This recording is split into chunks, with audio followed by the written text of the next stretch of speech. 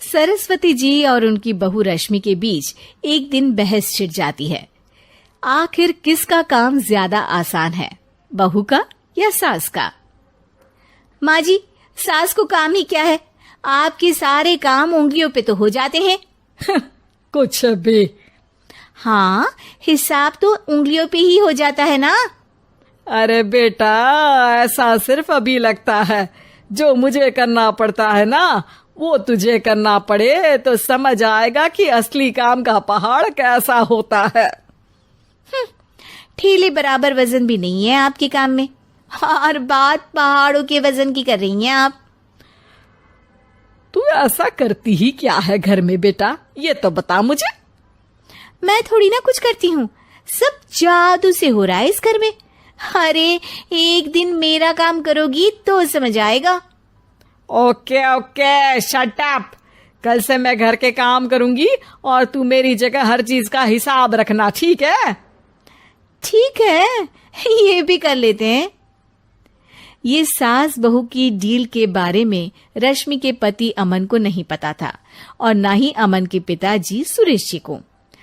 पर गेहूं के साथ साथ जैसे घुन भी पिस जाता है, ये दोनों भी पीसने वाले थे। सुबह अमन उठकर रेडी होता है ऑफिस जाने के लिए, तो पता है उसके कपड़े नहीं निकले हुए हैं। अरे रश्मि, तुमने मेरे कपड़े नहीं निकाले? अपनी माँ से पूछो ना, उन्हीं का काम है ये। अमन अपनी माँ के पास जाता है। अब मेरे कपड़े आज आप देने वाले हो क्या माँ? हाँ, देना तो मुझे ही चाहिए, पर तेरी बहू ने कपड़े धोने ही नहीं डाले, तो कोई भी धुला हुआ कपड़ा नहीं है बेटा। हैं? ऐसा क्यों? कपड़े तो धोने आप ही देते हो ना माँ? अरे बहू ने तुझे बताया नहीं, अब हम अदल बदल गए हैं। मैं अब बहू और तेरी बीवी सास। अमन परेशान हो गया। वो बिना इस्त्री के कपड़े पहनकर ऑफिस चला गया। सरस्वती जी अपने घुटने के दर्द के कारण झुककर घर साफ नहीं कर पा रही थी और ना ही खाना बनाना याद रख पाई। उधर रश्मि पहले ही दिन घर की चाबी घुमा चुकी थी और 300 रुपए का हिसाब अलग नहीं मिल रहा था। पर दोनों का ही घमंड कैलाश पर्वत से भी बड़ा था और दोनों ही खेमे एक दूसरे की बात मानने को बिल्कुल तैयार नहीं थे। शाम को जब सुरेश जी और अमन खाना खाने बैठते हैं तो सरस्वती जी उनके सामने गाजर और पपीते लाकर रख देती हैं। अरे माँ, ये क्या है? ख्याली पुलाव के साथ सलाद। माँ जी खाना बनाना भूल गई लगता है। अरे एक एक चमन्नी का हिसाब है मेरे पास, खाना बनाना कैसे भूल जाऊंगी?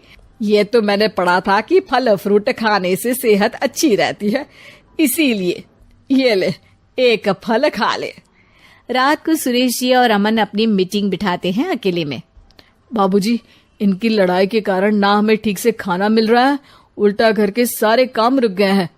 हाँ बेटा, 2 भैंसों की लड़ाई में बेचारे खेत के पौधों का भी नुकसान हो रहा है।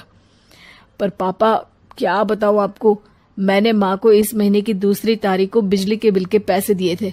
आज बिल भरने के लिए मांगने गया तो पता चला कि रश्मि उन पैसों से गैस सिलेंडर ले आई। अच्छा, तो सिलेंडर के पैसों का क्या हुआ?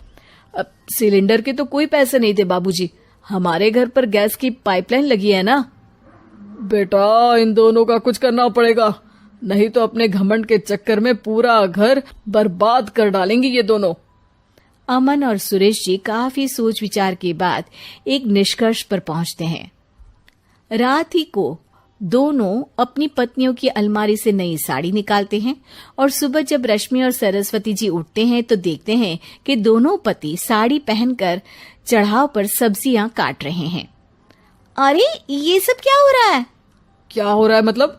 आप दोनों अदल बदल हो सकते हो तो हम क्यों नहीं? अरे क्या मतलब? नहीं नहीं, मेरी भी बचपन से किसी की बहू बनने की इच्छा थी, तो आज से सरस्वती तुम बड़ी बहू, मैं मिडल बहू और अमन छोटी बहू। अरे लेकिन सब घर पर बैठ जाएंगे तो कमाएगा कौन? ये घर कैसे चलेगा? अब वो तो भैया या बाकी लोग जाने, अब हमने भी अदल बदल कर ही लिया है तो कुछ नहीं हो सकता। रश्मि और सरस्वती जी को समझ में आ जाता है कि उन दोनों की आपस की डील की वजह से इन